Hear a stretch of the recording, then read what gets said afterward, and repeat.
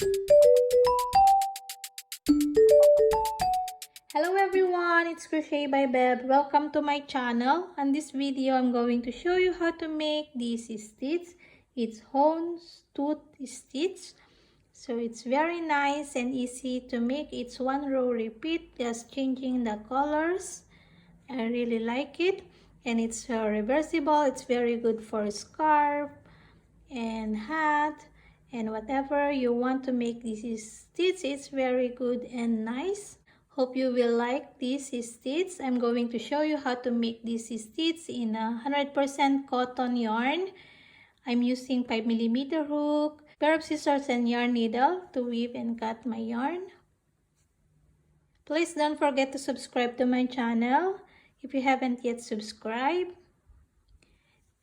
So let's start making this. Okay, let's start. To begin, we're going to make a slip knot.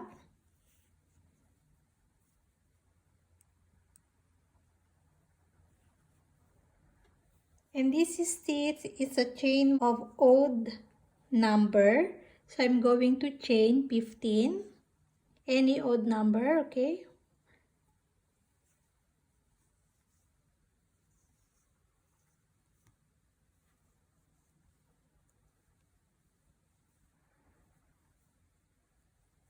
Continue making your chains. Okay, now when you are done your chains, let's proceed for our row 1. For row 1, we're going to make a single crochet. Okay, so let's start making the single crochet, second chain from the hook. So we're going to count here 1 and 2. We're going to make the single crochets here. So normally we're going to put our hook into that, but for me I'm going to insert my hook into the little loop at the back of the chain to make the single crochet. Okay, then into the next stitch or next chain, we're going to make a double crochet, yarn over, insert into that chain and make the double crochet, 3 loops on the hook, yarn over into the 2 loops, then yarn over into the last 2 loops. That is double crochet. Into the next stitch, single crochet,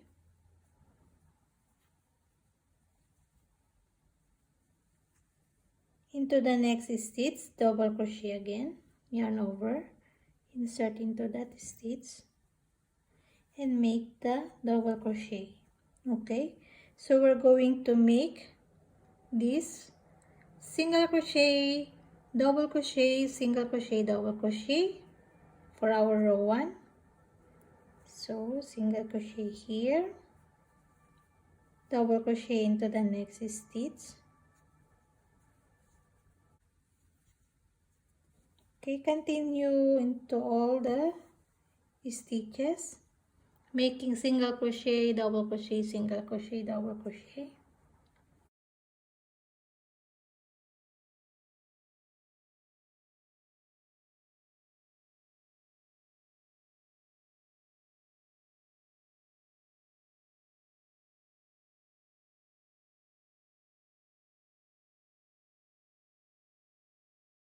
So every row we're going to end it in a double crochet.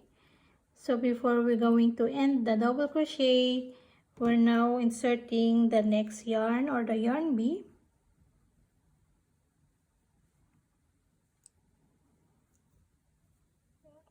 And it's up to you if you want to fasten up every time you finish your rows. You want to fasten up and cut your yarn, then begin again into your next color. It's up to you if you're gonna do like that, but for me, I'm going to carry the yarn. This another, the first yarn. So I'm going to show you like that. Now we're going to work with this color, our next color. First, we're going to chain 1. This is the turning chain, and we're going to turn our work. Okay, so now I'm going to carry this yarn, and I'm going to carry also this yarn, so I'm not going to weave that. later, so I'm just carrying it now. So every rows we begin with single crochet. Okay, remember that. So here into the very first stitch, we're going to make single crochet.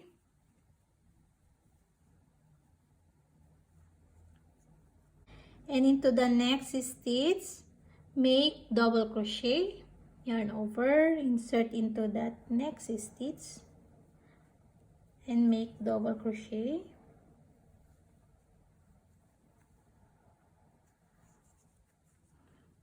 And just do like this, just keep repeating single crochet, double crochet, single crochet, double crochet.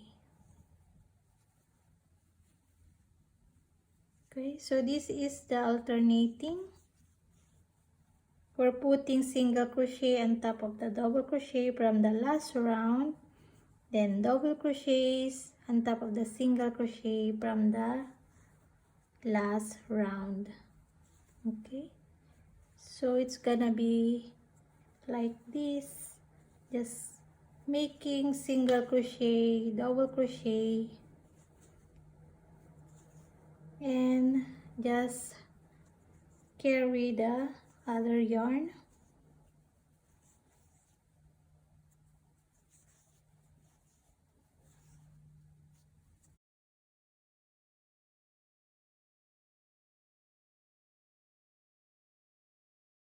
Okay, so every row end with double crochet, but before you finish your double crochet,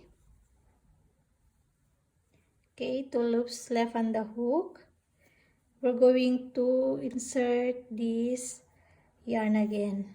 Okay, so before we're going to insert that, make sure this it's not popping out.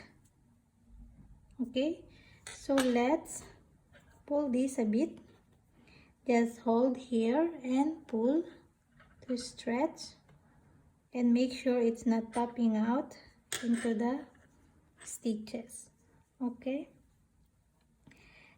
this we're going to drop now, and we're going to work now out into this yarn or our yarn E, and finish your double crochet with this. Okay, just pull a bit tight this. Now we're gonna work with our yarn A, or our first color. So now we're going to chain 1 again and turn, and just repeat again the row 2. So just keep repeating row 2 for the pattern of this stitch. So always begin with single crochet and end with double crochets in every row. And don't forget to carry your yarn here. Okay, so insert your hook into that first stitch and make the single crochet, yarn over, insert into the next stitch and make double crochet, single crochet into the next, double crochet into the next stitch. Just continue making this.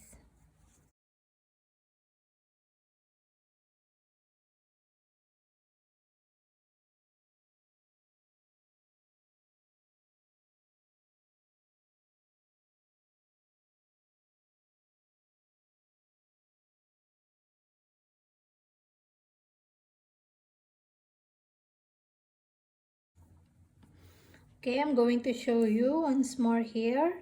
Last double crochet, finish with this. Then first we're going to stretch this. As you can see this, we're going to stretch to make that a bit tight and not popping out. Okay, and then drop this yarn again, take this yarn and finish the double crochet, pull a bit tight, chain 1 and turn, and put this here. So make sure you're carrying that yarn. and into the very first stitch, single crochet. Okay, next stitch, double crochet, single crochet, double crochet. Okay, so just keep repeating this till you have your desired length. It's gonna be look like this. Okay, so I will make more rows to make this, and I'm going to show you later how it look like. Keep repeating more the rows, and this is how it look like already. So just keep repeating the rows until you have your desired length of your pattern, desired pattern you're making. So it's reversible. So it's very nice. I really like it. Hope you like it also and enjoy making this stitch. It's very good for hats and blankets. Yeah.